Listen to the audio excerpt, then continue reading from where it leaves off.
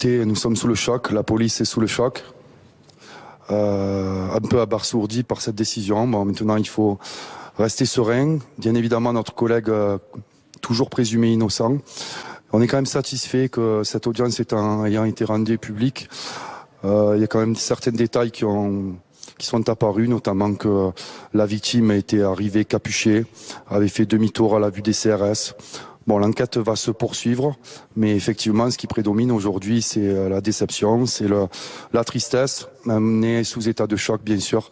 Écoutez, nous sommes sous le choc, la police est sous le choc, mais effectivement, ce qui prédomine aujourd'hui, c'est la déception, c'est la tristesse, amenée sous état de choc, bien sûr. Le maintien en détention requis pour le policier qui a tiré sur Eddy.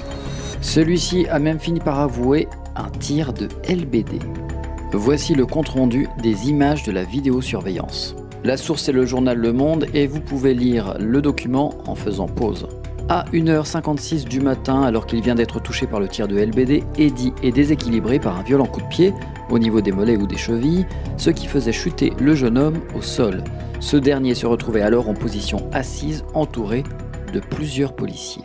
2 secondes plus tard, le même policier qui vient de le balayer lui assène 2 coups de pied en direction de son bassin ou de son ventre. Couché, Eddy reçoit encore un coup de poing. 1h56 et 48 secondes, un nouveau policier fait son apparition pour lui donner une gifle ou un coup de poing au visage ou sur la tête. Le jeune homme parvient à se rétablir, s'assied tant bien que mal, avec une main sur son visage ou sa tête, s'apprêtant à se relever et prend un nouveau coup de pied dans les jambes. Une autre vidéo tournée par un riverain témoin direct des faits vient même ajouter une touche d'humiliation à ce traitement. Alors que le jeune homme quitte les lieux d'un pas hésitant totalement sonné, un policier lui délivre un coup de pied aux fesses. Il s'effondrera inconscient quelques minutes plus tard.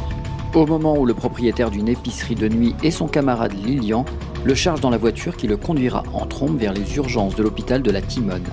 Les assaillants formellement reconnus, selon le réquisitoire, se sont déjà évanouis dans la nuit.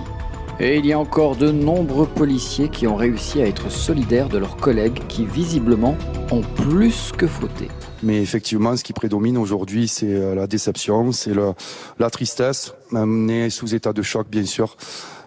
Et on va continuer à soutenir nos collègues en considérant que, bien évidemment, la place d'un collègue... Pardon, M. Gréneron, mais vous dites c'est état de choc, tristesse. Selon vous, pardon, c'est une décision scandaleuse ? Scandaleuse, écoutez, pour nous, c'est même pas une histoire de scandale, c'est de l'incompréhension. On ne comprend toujours pas la place de ce policier en détention provisoire avant un jugement. Encore une fois, on n'est pas au-dessus des lois, mais on n'est pas en dessous.